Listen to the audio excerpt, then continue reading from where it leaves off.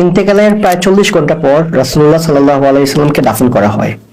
রাসূলুল্লাহ সাল্লাল্লাহু আলাইহি সাল্লাম ইন্তেকাল করেন সোমবার জোহরের আগে। আমরা যদি টাইম হিসাবে বলি আনুমানিক সকাল 10টা 11টা এরকম। আর ওনাকে দাফন করা হয় বুধবার রাতে, মাঝরাতে বা ফজরের আগে। সেই হিসাবে সময়টা প্রায় ধরা হয় 40 ঘন্টার মতো। তো এই 40 ঘন্টা কি হয় এরকম যদি আমরা লিস্ট করি, 10টা পয়েন্ট বলা যাবে যে এই 40 ঘন্টা কি হয়েছিল। প্রথমত রাসূলুল্লাহ সাল্লাল্লাহু আলাইহি ওয়াসাল্লাম ইন্তেকালের পর উনি যে আসলে ইন্তেকাল করছেন কিনা এটা নিয়ে একটা কনফিউশন দেখা দেয়। স্পেশালি অনেক সাহাবী মেনে নিতে পারতেছেন না যে রাসূলুল্লাহ সাল্লাল্লাহু আলাইহি ওয়াসাল্লাম ইন্তেকাল করেছেন। ওমর ইবনে খাত্তাব রাদিয়াল্লাহু আনহু তো বলেই ফেললেন যে বলবে রাসূলুল্লাহ সাল্লাল্লাহু আলাইহি ওয়াসাল্লাম ইন্তেকাল করেছেন তাকে কতল করা হবে। উনি মসজিদে এই ঘোষণাটা করেন।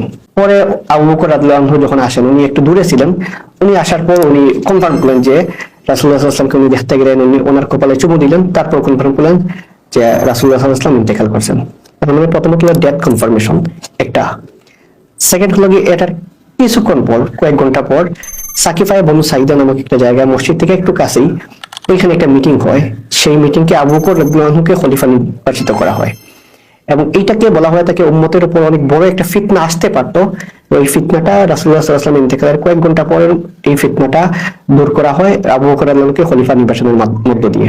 তবে দুইটা ইভেন্ট গেল। 3 নম্বর হলো রাসূলুল্লাহ সাল্লাল্লাহু আলাইহি ওয়াসাল্লামকে গোসল দিতে হবে। স্বাভাবিক যে কেউ ইন্তেকালের পর ওনাকে গোসল দেওয়ার সময় ওনার কাপড় খোলা হয়, তারপর গোসল দেওয়া হয়। তো রাসূলুল্লাহ সাল্লাল্লাহু আলাইহি ওয়াসাল্লামকে গোসল দেওয়ার সময় কিভাবে করা হবে এবং ওনার কাপড় খোলা হবে কিনা এটা নিয়ে সাহাবীদের মধ্যে একটা কনফিউশন দেখা দেয়। তো সময়টা ধরে নেওয়া হয় আনুমানিক সোমবার ওই দিনই বা মঙ্গলবার ওই দিনই রাতের মধ্যে। তখন আল্লাহ সবাইকে একটা ঘুম পাড়িয়ে দেন, সব সাহাবীদেরকে, এবং ওনারা ঘুমের মধ্যে একটা আওয়াজ শুনতে পান। সেই আওয়াজে বলা হয় যে রাসূলুল্লাহ সাল্লাল্লাহু আলাইহি ওয়াসাল্লামের যে কাপড় পরা অবস্থায় আছে সেই কাপড় পরা অবস্থায় যেন ওনাকে গোসল দেওয়া হয়। অর্থাৎ অন্য সবাইকে যেভাবে গোসল দেওয়া হয় সেভাবে রাসূলুল্লাহ সাল্লাল্লাহু আলাইহি ওয়াসাল্লামকে গোসল দেওয়া হয় নাই, ওনাকে কাপড় পরা অবস্থায় গোসল দেওয়া হয়। রাসূলুল্লাহ সাল্লাল্লাহু আলাইহি ওয়াসাল্লামকে গোসল দেন ওনার চাচাতো ভাই এবং ওনার জামাই আলী ইবনে আবি তালিব রাদিয়াল্লাহু আনহু।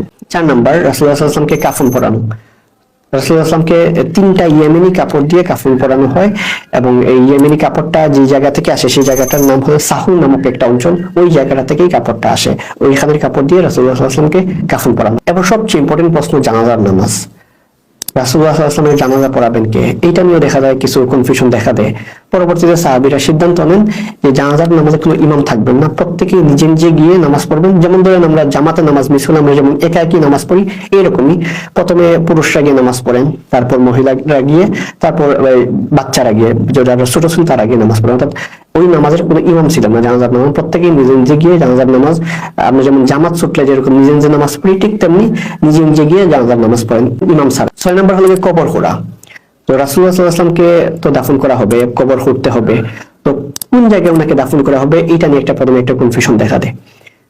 কেউ বলেন জান্নাতুল বাকিতে দাফন করা হোক, কেউ বলেন অন্য জায়গায়। তখন আবু বকর রাদিয়াল্লাহু আনহু বললেন যে উনি একটা হাদিসের উদ্ধৃতি দিলেন যে রাসূলুল্লাহ সাল্লাল্লাহু আলাইহি ওয়াসাল্লাম বলেন যে নবীরা যে জায়গায় ইন্তেকাল করেন সেখানেই তাদেরকে দাফন করা হয়। এর ফলে রাসূলুল্লাহ সাল্লাল্লাহু আলাইহি ওয়াসাল্লাম যেখানে ইন্তেকাল করেন অর্থাৎ আয়েশা রাদিয়াল্লাহু আনহার ঘর, সেই জায়গায় রাসূলুল্লাহ সাল্লাল্লাহু আলাইহি ওয়াসাল্লামকে দাফন করা হয়। 7 নাম্বার রাসূলুল্লাহ সাল্লাল্লাহু আলাইহি ওয়াসাল্লামের কবর খুঁড়তে হবে। তো কবর খোঁড়ার জন্য তো ওই সময় মদিনা 2টা ওয়েতে কবর খোঁড়া হতো, 2টা স্টাইলে। তো সবাই বলা হলো যে এই যে কবর খোঁড়া হবে তো এই 2টা স্টাইলে মদিনাতে কবর খোঁড়া হয়। তো এই 2জন সাহাবী কবর খোঁড়েন, একজন এক স্টাইলে আরেকজন আরেক স্টাইলে। তো বলা হলো যে তাহলে 2জনকে খবর দাও, যে আগে আসবে সেই কবর খুঁড়বে। তখন দেখা যায় আবু তালহা আনসারী রাদিয়াল্লাহু আনহু আগে আসেন এবং তিনি রাসূলুল্লাহ সাল্লাল্লাহু আলাইহি ওয়াসাল্লামের কবরটা খোঁড়েন। অতঃপর রাসূলুল্লাহ সাল্লাল্লাহু আলাইহি ওয়াসাল্লামকে দাফন করতে হবে। দাফন করার সময় 4জন সাহাবী কবরে নামেন। সেই 4জন সাহাবী ছিলেন রাসূলুল্লাহ সাল্লাল্লাহু আলাইহি ওয়াসাল্লামের পরিবারের অন্তর্ভুক্ত। এখানে আরেকটা জিনিস বলে রাখা ভালো যে রাসূলুল্লাহ সাল্লাল্লাহু আলাইহি ওয়াসাল্লামকে যে গোসল করা হবে তো এইটা কে করবেন এটা নিয়ে তো একটা কনফিউশন হওয়ার কথা। ওই যে আবু বকর রাদিয়াল্লাহু আনহু খলিফা হলেন, খলিফা হওয়ার পর তো উনি অনেকগুলা ডিসিশন, লাস্টে শেষে ডিসিশনটা নেবেন কে, এই জায়গায় হলো খলিফা, উনি আসলে ডিসিশনটা নেবেন। উনি যদি ডিসিশনটা না নিতেন তাহলে একটা বিশৃঙ্খলা দেখা দিত। তো গোসলের ক্ষেত্রেও কিন্তু ডিসিশনটা আবু বকর রাদিয়াল্লাহু আনহু নেন যে রাসূলুল্লাহ সাল্লাল্লাহু আলাইহি ওয়াসাল্লামকে গোসলটা করাবেন, ওনার পৈতৃক সম্পর্কে দিয়ে যারা আছেন তারাই ওনাকে গোসল করাবেন। দাফনের ক্ষেত্রেও কিন্তু এইটা মেনটেন করা হয়। নতুবা দেখা যেত সবাই তো রাসূলুল্লাহ সাল্লাল্লাহু আলাইহি ওয়াসাল্লামের ক্লোজ, কে গোসল করাবে এটা নিয়ে আবার কনফিউশন দেখা দিত, কে কবরে নামাবেন এটা নিয়েও কনফিউশন দেখা দিত। তো ওই জায়গায় আবু বকর রাদিয়াল্লাহু আনহু একটা স্ট্যান্ডার্ড সেট করে দেন। সেই স্ট্যান্ডার্ড অনুযায়ী দেখা যায় আলী রাদিয়াল্লাহু আনহু গোসল করান এবং উনি ওনাকে কবরে দাফন করেন। সেই 4জন ছিলেন একজন আলী রাদিয়াল্লাহু আনহু, একজন আব্বাস রাদিয়াল্লাহু আনহু, একজন ফদল ইবনে আব্বাস রাদিয়াল্লাহু আনহু, সালিহ রাদিয়াল্লাহু আনহু, উনি ছিলেন রাসূলুল্লাহ সাল্লাল্লাহু আলাইহি ওয়াসাল্লামের গোলাম, ওনার আজাদকৃত দাস। এই 4জন মিলে রাসূলুল্লাহ সাল্লাল্লাহু আলাইহি ওয়াসাল্লামকে কবরে দাফন করেন। 9 নাম্বার রাসূলুল্লাহ সাল্লাল্লাহু আলাইহি ওয়াসাল্লামকে কবরে দাফন করা হলো, রোজায় দাফন করা হলো। তো সর্বশেষ কোন ব্যক্তি রাসূলুল্লাহ সাল্লাল্লাহু আলাইহি ওয়াসাল্লামকে টাচ করেন, সাহাবীদের মধ্যে মানে সবচেয়ে লাস্টে কে টাচ করেন? এটা আমাদের মনে হতে পারে ঠিক আছে কেউ ক্যাজুয়ালি হয়তো বা টাচ করছেন, না, একজন সাহাবী জেনে বুঝেই এটা উনি স্মরণীয় হয়ে থাকতে চান যে আমি রাসূলুল্লাহ সাল্লাল্লাহু আলাইহি ওয়াসাল্লামকে দুনিয়ার বুকে সর্বশেষ টাচ করছি। তোর নাম ছিল মুগীরা ইবনে শুবা রাদিয়াল্লাহু আনহু। উনি কিভাবে রাসূলুল্লাহ সাল্লাল্লাহু আলাইহি ওয়াসাল্লামকে টাচ করেন এই রিলেটেড দুইটা বর্ণনা পাওয়া যায়। একটা বর্ণনায় দেখা যায় উনি কবরে যখন মাটি দেওয়া হয় নাই তখন উনি কবরে নামার পর বলছেন মাটি দাও, তখন ওনার উপরে মাটি দেওয়া হয় এবং ওনার পা পর্যন্ত যখন মাটিতে পড়ে যায় তখন উনি উপরে উঠে আসেন, এবং সেই হিসাবে বলা হয় উনি আসলে সর্বশেষ রাসূলুল্লাহ সাল্লাল্লাহু আলাইহি ওয়াসাল্লামকে টাচ করেন। আরেকটা ঘটনা পাওয়া যায় যে সবাই যখন কবরে থেকে উঠে পড়ে তখন উনি ওনার আংটিটা রাসূলুল্লাহ সাল্লাল্লাহু আলাইহি ওয়াসাল্লামের কবরে ফেলে দেন। ফেলে দেওয়ার পর যখন সবাই মাটি দিবে তখন বলতেছেন যে দাঁড়া আমার আংটিটা তো পড়ে গেছে রাসূলুল্লাহ সাল্লাল্লাহু আলাইহি ওয়াসাল্লামের কবরে। তখন উনি আবার কবরে নামার পর সেই আংটিটা তুলেন, রাসূলুল্লাহ সাল্লাল্লাহু আলাইহি ওয়াসাল্লামকে টাচ করে আসেন, এবং এইভাবে উনি এটা নিয়ে খুবই গর্ববোধ করতেন যে সবার মধ্যে আমি সর্বশেষ রাসূলুল্লাহ সাল্লাল্লাহু আলাইহি ওয়াসাল্লামকে টাচ করে আসছি। 10 নাম্বার, রাসূলুল্লাহ সাল্লাল্লাহু আলাইহি ওয়াসাল্লামকে দাফন করা হলো, সব সাহাবী উঠে আসলেন এবং বলা হয় থাকে সাহাবীরা বলছেন ওনাদের জীবনে সবচেয়ে কষ্টের দিনটা ছিল ওই দিনটা, যে দিন রাসূলুল্লাহ সাল্লাল্লাহু আলাইহি ওয়াসাল্লামকে দাফন করা হয়, এবং ওই দিন ওনারা আসলে কিছুই করতে পারতেছিলেন না, যে এত মন খারাপ তাদের সবচেয়ে প্রিয় মানুষকে দাফন করে আসেন, এবং যে মানুষকে টাচ করতে পর্যন্ত তাদের সমীহ করতেন যে ওনাকে টাচ করবো, ওইটা চিন্তা করতে পারতেন না, সেই মানুষের উপর তারা মাটি ফেলেন, তাকে দাফন করে আসেন।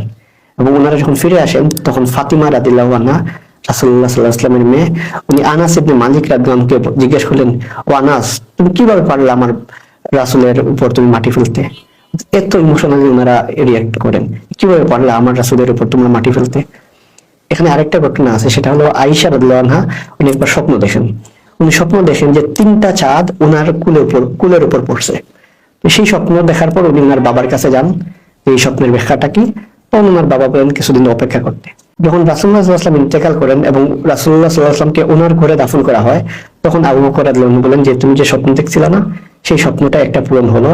3টা চাঁদের মধ্যে সর্বোত্তম চাঁদ, সবচেয়ে মানে সেরা চাঁদ, সেটা এখন তোমার ঘরেই দাফন করা হলো। তার মানে প্রথম চাঁদটা ওনার ঘরে পড়ে, ওনার ঘরেই ওনাকে দাফন করা হয়। সেকেন্ড হলো ওনার বাবা এবং উমর ইবনে খাত্তাব, ইসলামের প্রথম 2 খলিফাকেই আয়েশা রাদিয়াল্লাহু আনহার ঘরে দাফন করা হয়।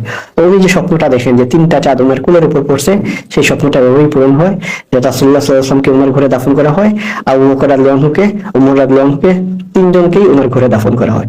এভাবেই আয়েশা রাদিয়াল্লাহু আনহার স্বপ্নটা পূরণ হয়।